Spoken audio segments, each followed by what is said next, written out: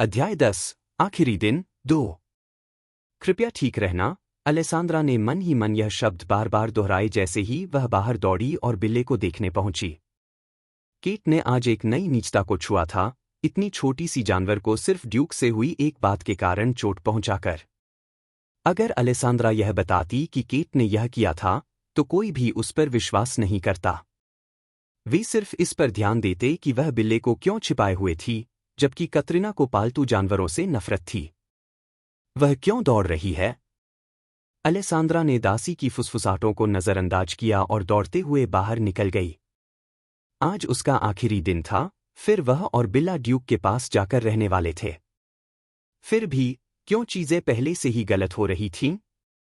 नहीं, अलेसांद्रा की आंखों में आंसू थे जब उसने देखा कि बिल्ला उस पेड़ के नीचे कांप रहा था जिसके खिलाफ केट ने उसे फेंका था। वह इतनी छोटी थी कि वह इस चोट से नहीं बच पाती, लेकिन वह उम्मीद कर रही थी कि कुछ अच्छा हो।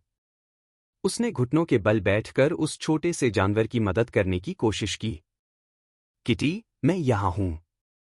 उसकी आंखों में आंसू थे, बिल्ले के चीखने और दर्द से कांपने को सुनकर।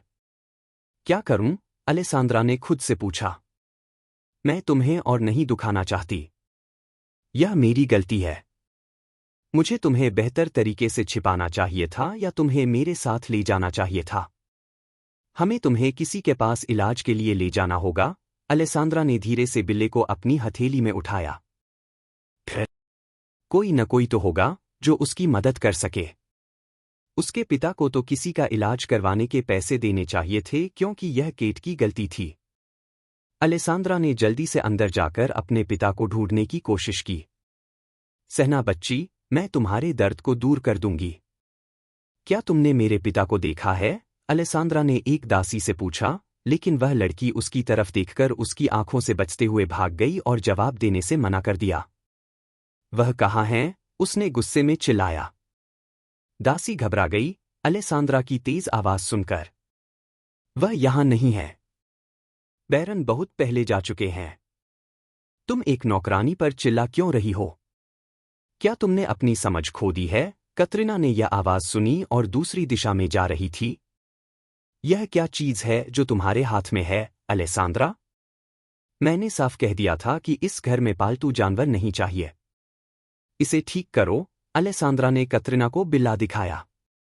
केट ने इसे मेरी खिड़की से फेंका। इसे सिर्फ एक डॉक्टर को दिखाना है और फिर मैं इसका नया मालिक ढूंढ लूंगी। क्या तुम चाहती हो कि मैं विश्वास करूं कि मेरी बेटी ने यह किया है? यह पहले यहां क्यों था? इसे बाहर फेंक दो, यह पहले से ही मरा हुआ लगता है। तुम्हारी बेटी ने यह किया है। एक बार तो अपनी बेटी को उसके किए की सजा दो। अलेसांद्रा इस बार पीछे नहीं हटी। उनके लिए उसे चोट पहुंचाना और तंग करना ठीक था, लेकिन बिल्ला एक निर्दोष, बेबस प्राणी था। तुम घटिया लड़की। कतरीना ने अलेसांद्रा के गाल पर एक तमाचा मारा, जिससे उसका मास्क लगभग गिर गया। मेरे पालन पोषण के बारे में कभी मत बोलना। अलेसांद्रा को थप्पड़ से कोई फर्क नहीं पड़ा क्योंकि वह इसकी उम्मीद कर रही थी, लेकिन उसने अपनी बात वापस नहीं ली। केट ने बहुत से भयानक काम किए थे, लेकिन सबकी आंखों में वह एक परी की तरह थी, जबकि अलेसांद्रा को चुड़ैल, भूत और राक्षस जैसे नाम दिए गए थे, बस इसलिए क्योंकि वह एक मास्क पहनती थी। अलेसांद्रा हंसी, क्योंकि जिंदगी अब एक मजाक लगने लगी थी।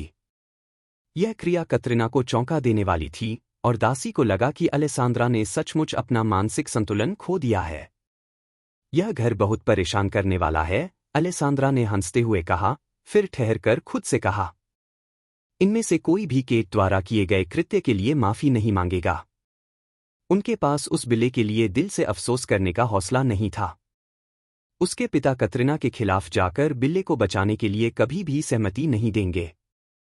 यह बेकार है, अलेसांद्रा ने महसूस किया। उसने मूर्खता महसूस की कि उसने कभी सोचा कि यहाँ कोई उसकी मदद करेगा, लेकिन वह बिल्ले के लिए इतनी चिंतित थी कि वह यह भूल गई कि वह किस तरह के लोगों के बीच रहती थी। इस समय वह उस बिल्ले के लिए कुछ नहीं कर सकती थी। उसके पास डॉक्टर के पास जाने के लिए पैसे नहीं थे और मास्क पहनने की वजह से कोई उसे अपने पास नहीं आने देगा। फिलहाल उसे बिल्ले का ध्यान रखना था और जब ड्यूक कल आएंगे तो वह बिल्ले को उन्हें सौंपेगी ताकि वह उसकी मदद कर सके। क्या तुम अपने बुरा बोलने के लिए माफी नहीं मांगोगी, अलेसांद्रा? कतरीना ने अलेसांद्रा से उम्मीद की थी कि वह माफी मांगेगी, लेकिन यह देर से हो रही थी। अगर उसके पति ने उसे अलेसांद्रा को अपनी मर्जी से पालने का अधिकार दिया होता, तो वे उससे छुटकारा पा चुके होते। कतरीना का एक योजना था, अलेसांद्रा को कहीं भेजने का या किसी से शादी करवा देने का, जो अफवाहों को नजरअंदाज कर केवल एक महिला को अपना उत्तराधिकारी देने के लिए चाहता था। मुझे माफी मांगने का कुछ नहीं है, अलेसांद्रा ने पलटकर कहा और अपने कमरे की तरफ बढ़ने लगी। ड्यूक ही बिल्ले की मदद कर सकते थे। उसे अब कतरीना और केट से ज्यादा समय नहीं बर्बाद करना था, बल्कि बिल्ले की देखभाल में व्यस्त रहना था। तुम वहां, कतरीना ने एक दासी से कहा। उसे बाहर फेंको या तुम्हारा काम खत्म कर दिया जाएगा। क्या? दासी समझ नहीं पाई कि उसे इस झगड़े में क्यों शामिल किया जा रहा था, और अलेसांद्रा पहले ही गुस्से में थी, वह किसी भी समय उन्हें शाप सकती थी। मैंने अपना आदेश साफ दे दिया है। या तो तुम उस जानवर को बाहर फेंको या तुम्हारा काम खत्म। अभी करो। कतरीना ने अपनी बाहें क्रॉस करते हुए दासी को दबाव डाला। मेरे गुस्से वाली, दासी डरते हुए अलेसांद्रा की ओर बढ़ी, लेकिन उसकी नौकरी को लेकर डर थी। मुझसे या इस बिल्ले से छेड़छाड़ की तो मैं तुम्हें मार डालूंगी। मेरी बात याद रखना, अलेसांद्रा ने दासी को चेतावनी दी। उसे यह परवाह नहीं थी कि कोई भी नौकरी से बाहर जाए, बिल्ला उसकी प्राथमिकता था। तुम अब हमारे नौकरों को धमकी दे रही हो? अच्छा, तुमने अपनी समझ खो दी है।